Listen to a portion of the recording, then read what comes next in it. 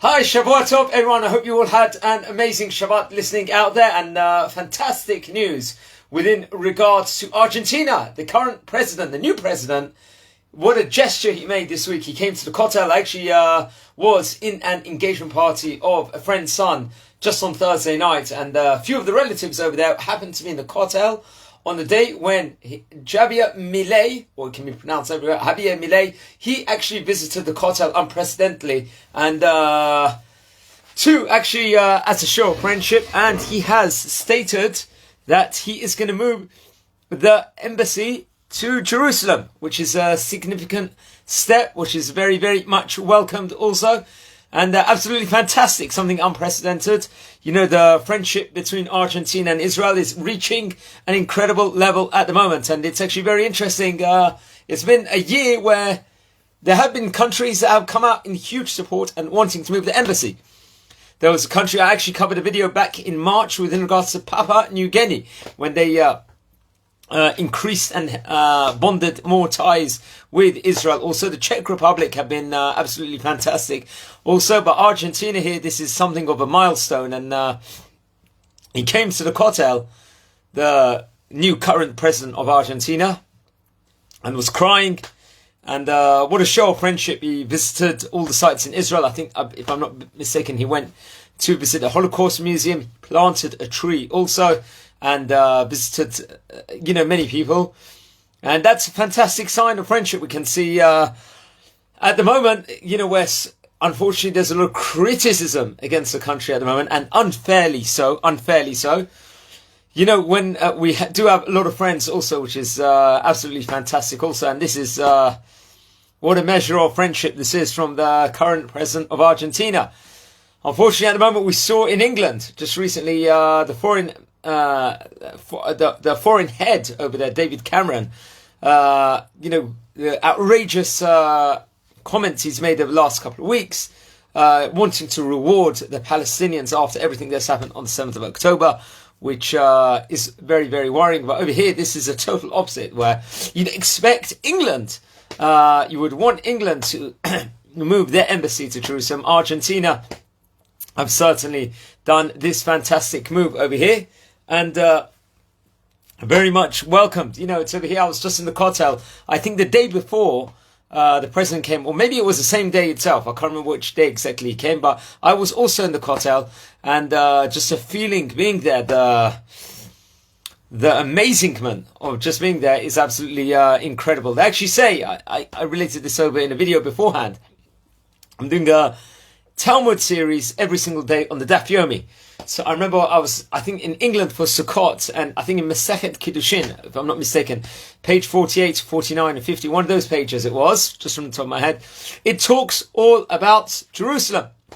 And it's related over that 10 portions of, I think, beauty or wisdom was given over to the world, if I'm not mistaken, and Jerusalem captured 9 of them over here.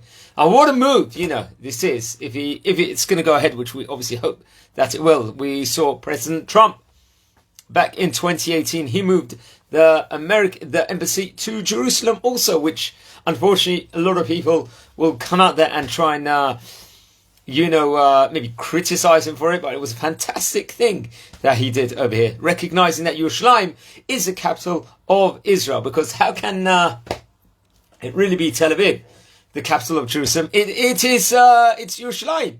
That is the place. This is a place where the Bet HaMikdash was standing. The 2 Bet HaMikdashes, the place where the Kotel is, the place where the Knesset is, and most importantly, it's going to be the place where the 3rd Bet HaMikdash is also going to stand. It's so much historical significance. In fact, the 4 holy cities there are of Israel. It's naturally Hebron. That's where the Marat HaMachpelah is, where Adam and Chava was buried, Abram and Sarah, obviously naturally Yitzchak and Rivka, and also Yaakov and Leah are buried over there. That's in that plot. So one of the cities is Hebron. There's also the city of Tiberias, which is also one of the holy cities. Also then there's Tzvat, also a place I haven't been to for some years. I need to visit again. And Yerushalayim, Ira Kodesh. That is the place. And that's it. We look forward to where all the countries will move the embassy to Jerusalem. It's a significant step. It's It's a realistic, recognizable step also, because it is also the capital of Israel.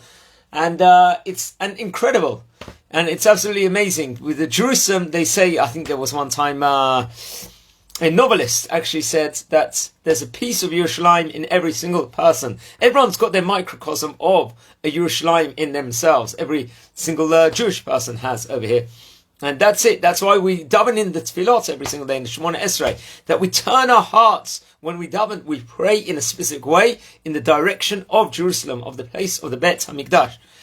So really, in our hearts, it is the capital of our hearts, whichever Jewish person that is across the world, whether you're living in, let's just say hypothetically, even in Iran, or in England, or in South Africa, our hearts are going all the time to Jerusalem. We're thinking about Jerusalem. When a chatan and a kala is getting married under the chuppah, they break the glass to remember the destruction of the Bet HaMikdash. We have festivals. We have days of Taniyot, especially on Tisha B'Av, where we're mourning the destruction of the Bet HaMikdash. Everything that realms around our day, within the spheres, within regards to ourselves, it is Yerushalayim over here. And this fantastic move that we thank the president for, of Argentina, is absolutely amazing. And we obviously hope that other countries are going to follow suit within regards to this. In fact, many of the great presidents, we know they will come to visit the Kotel from all the different countries, because it is the holiest site in the world. It's the most significant site in the world.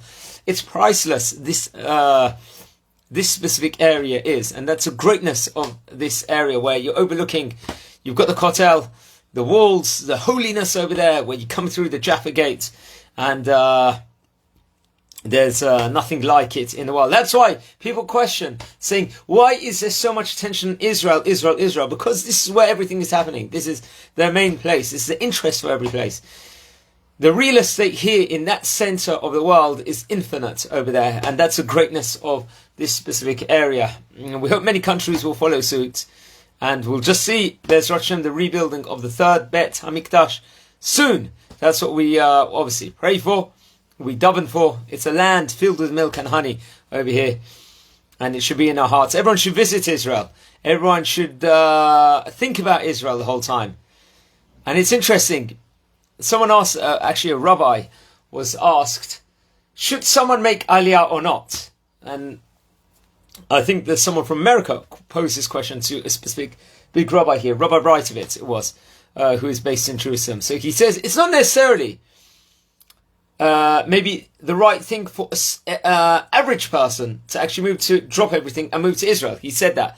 But he said that it should be a topic of conversation in someone's mind, or in the house as a minimum over here. Is it right for us to live? It shouldn't be like we continue our lives wherever we are in the world. We should be discussing it the whole time.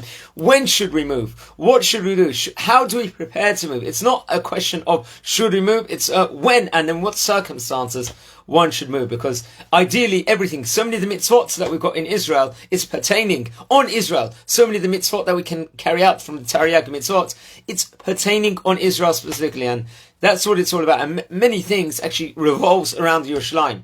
That's why we know that in the festivals of Pesach, Sukkot, and Shavuot, we bring the korbanot on the bikurim, the first fruits on those specific days itself. With all realms around it, and there's nothing like it. So we've just come into Rosh Chodesh Adar. We're actually in Adar Aleph, so it's 2 months this year, because naturally it is a leap year, and it's going to be followed by Nisan naturally on Pesach. And it's a time of joy. When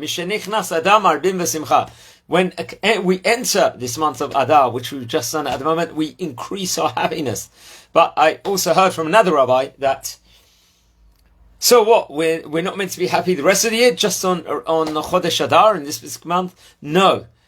The whole time when there's a mitzvah of being sameach, of being besimcha, we increase the simcha on in this specific month itself. But we're always meant to have that mitzvah of being besimcha, of happiness and joy, the whole time throughout the whole year. That's important. And that's why also on Chodesh Av, when we enter Av, especially we've got the fast day of Tisha B'Av, mourning the destruction of Bet HaMikdash, we reduce our simcha, but at the same time, doesn't mean you can't be b'simcha during this time period. Albeit that will be the period of mourning. It's just we decrease it a little bit over there, but there's always that mitzvah pertaining. So, Baruch Hashem, he is going to move the embassy. Maybe we're going to have a l'chaim together when it's actually going to happen. So, wishing you all a Shavua Tov, and please don't forget to subscribe wherever you're watching from on this, because it's going on many different stations, and just let's hear good things from Israel. I would actually like to dedicate this to a few people, to Shana Bat Avram, to also Yisrael ben Tamar, Yisrael ben Tamar also, for a full refuah shlema, and we'll just see good things in Israel. So take care and Shavua Tov.